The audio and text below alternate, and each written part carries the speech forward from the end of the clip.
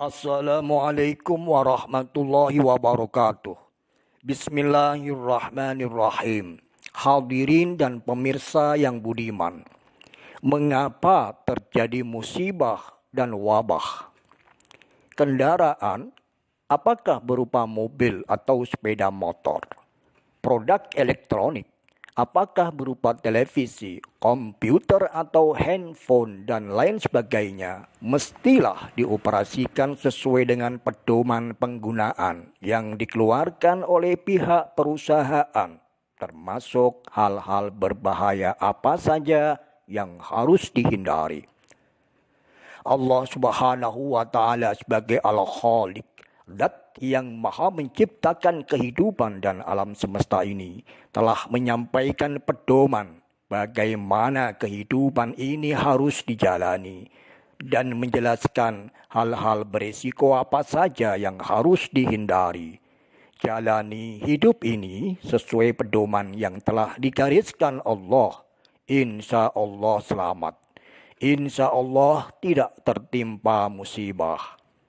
Mabuk-mabukan, zina, judi, korupsi, suap atau riswah, sekedar contoh dari perbuatan haram. Jika orang pada ramai melanggar dosa-dosa tersebut, pertanda bakal terjadi musibah. Inilah sebab pertama mengapa terjadi musibah. Musibah terjadi sebagai akibat, sebagai efek dari perbuatan dosa dan sikap durhaka. Kedua, musibah terjadi bukan karena melanggar dosa atau karena durhaka, tetapi musibah terjadi semata sebagai cobaan untuk menguji kesabaran hamba-hamba beriman dan para hamba solih.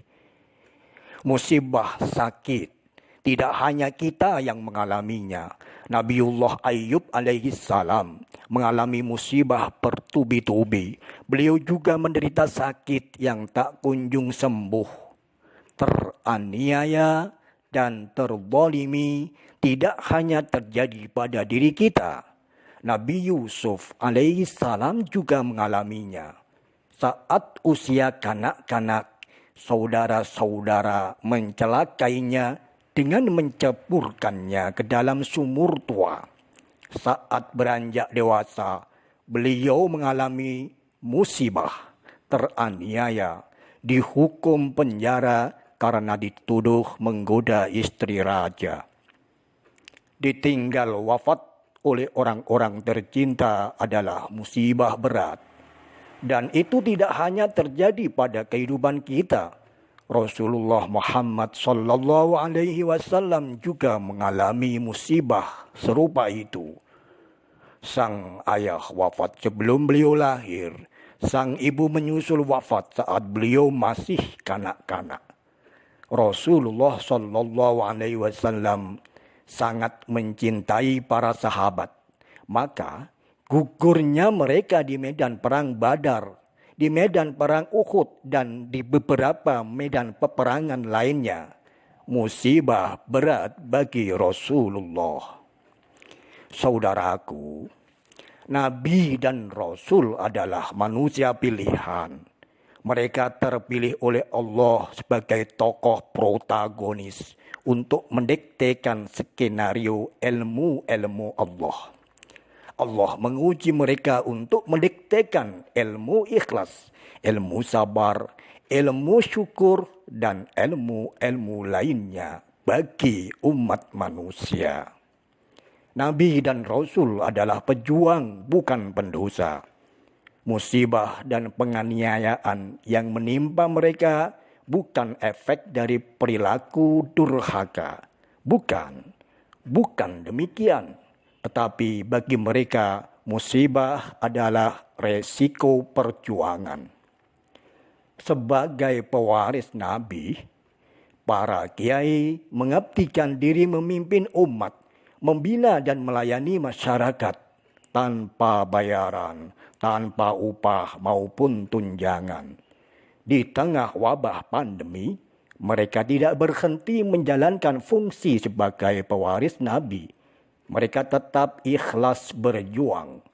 tidak sedikit para kiai dan keluarganya yang tertular virus COVID.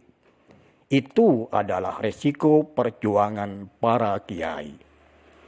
Bagi mereka para pejuang, bagi mereka hamba-hamba sabar, terbuka lebar pintu surga tanpa melalui hisab, tanpa melalui mizan.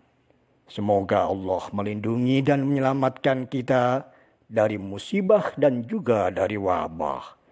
Semoga kita tergolong hamba yang ikhlas berjuang dan sabar atas resiko perjuangan.